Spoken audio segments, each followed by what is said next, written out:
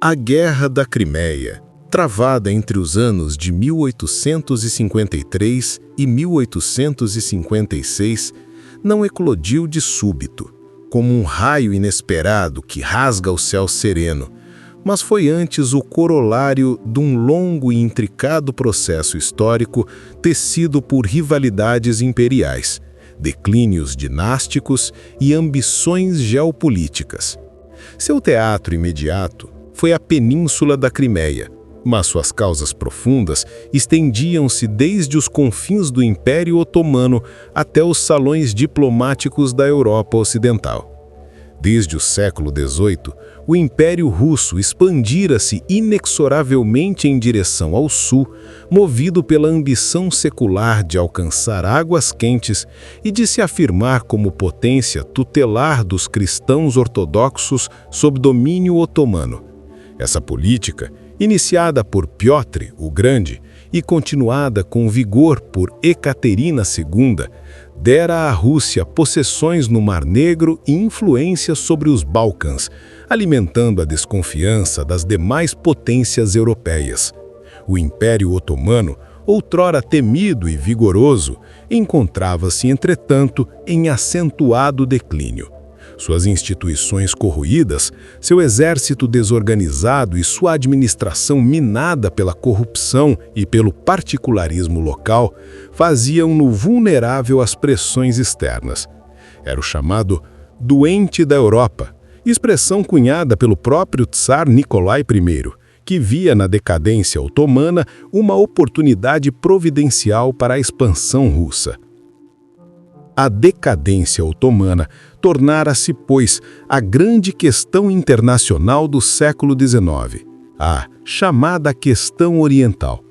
As potências europeias, temendo o colapso do Império do Sultão e o subsequente desequilíbrio no concerto europeu, vigiavam atentamente cada movimento de São Petersburgo.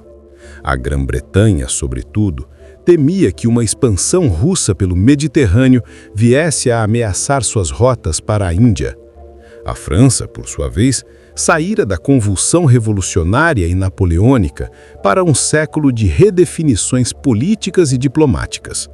Sob o governo de Napoleão III, ambicionava restaurar seu prestígio e papel de árbitra continental.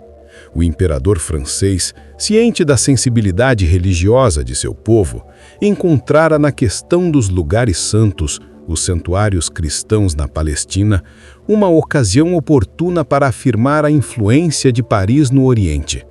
Foi precisamente em torno desses lugares santos que a centelha inicial do conflito se acendeu. Desde os tempos medievais, os franciscanos gozavam de certos privilégios na administração dos santuários de Jerusalém e Belém. Mas os ortodoxos, amparados pela Rússia, reclamavam igual direito. O sultão, pressionado por ambos, vacilava entre as exigências rivais e suas concessões alternadas feriam o orgulho tanto de Paris quanto de São Petersburgo. Nicolai I, monarca autocrático e devoto, via-se não apenas como soberano temporal, mas como protetor espiritual dos cristãos ortodoxos no Império Otomano. Em sua visão, a tutela sobre esses fiéis era uma obrigação sagrada que a diplomacia não poderia negligenciar.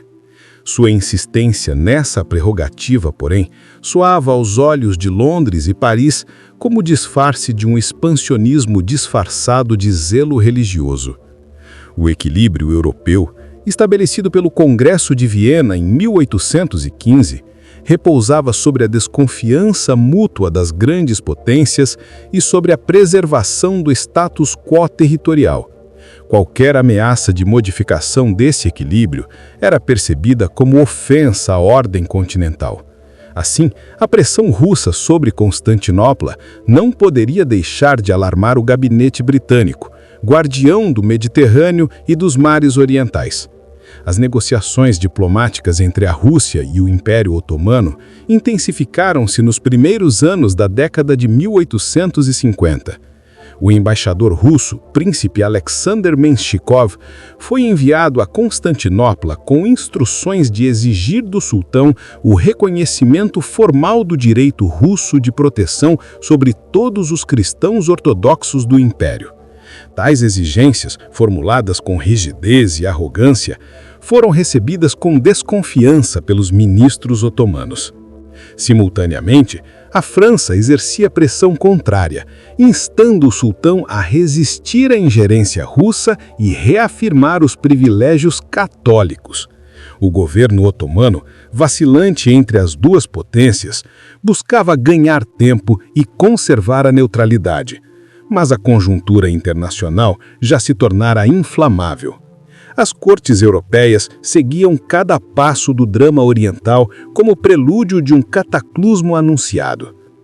A recusa do sultão em aceitar as exigências de Menshikov, amparadas pelo encorajamento britânico e francês, foi recebida em São Petersburgo como afronta intolerável. Nicolai I, que se julgava investido de missão divina, interpretou a resistência otomana como sinal de traição à fé e à legitimidade monárquica. A tensão que até então se confinava aos salões diplomáticos começava a se deslocar para os campos de batalha. O Tsar, buscando justificar-se perante a Europa, apresentou sua política como defesa dos cristãos oprimidos e manutenção da ordem moral. Todavia, os motivos reais eram mais complexos. Controlar os estreitos do Bósforo e dos Dardanelos, assegurar o acesso ao Mediterrâneo e consolidar a presença russa nos Balcãs. Era a velha aspiração imperial revestida de retórica piedosa. Na Grã-Bretanha, o público e o parlamento reagiram com indignação ao que se percebia como tentativa russa de subjugar o Império Otomano. A imprensa liberal denunciava o despotismo de Nicolai I e exaltava a necessidade de conter sua ambição. O governo de George Hamilton Gordon, quarto conde de Aberdeen, ainda inclinado à moderação, via-se crescentemente pressionado pela opinião pública a assumir posição firme. Enquanto isso, Napoleão III via na crise uma oportunidade de ouro para projetar seu império recém-estabelecido.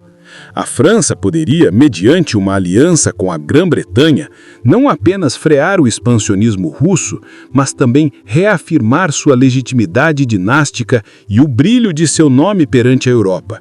O imperador francês empenhou-se, pois, em converter a questão oriental em cruzada de prestígio. Em meio a essas manobras, o Império Otomano tentou reorganizar suas forças armadas e modernizar sua administração, mas seus esforços mostravam-se tardios e insuficientes. A dependência de conselheiros europeus e o endividamento crescente fragilizavam ainda mais o Estado, tornando-o refém dos interesses externos. A sombra da guerra estendia-se inevitável sobre o Oriente. O contexto europeu, ademais, encontrava-se saturado de rivalidades latentes. A Áustria, por exemplo, mantinha posição ambígua. Temia tanto a Rússia quanto uma insurreição nacionalista nos Balcãs que pudesse incendiar suas próprias províncias eslavas. A Prússia, por sua vez, observava à distância, preferindo preservar suas energias para o jogo continental do poder germânico. Assim, quando Nicolai I ordenou a invasão dos principados do Danúbio, Moldávia e Valáquia, sob pretexto de obter garantias do sultão, o gesto foi percebido como ato de guerra velado. A Europa compreendeu que a paz tornara-se insustentável e que a questão oriental transbordara do terreno diplomático para o militar.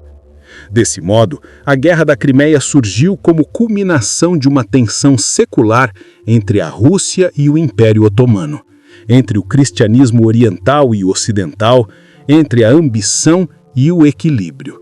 Era o prelúdio de um conflito que, embora travado em terras distantes, redefiniria as relações entre as potências europeias e inauguraria uma nova era nas artes da guerra e na diplomacia continental.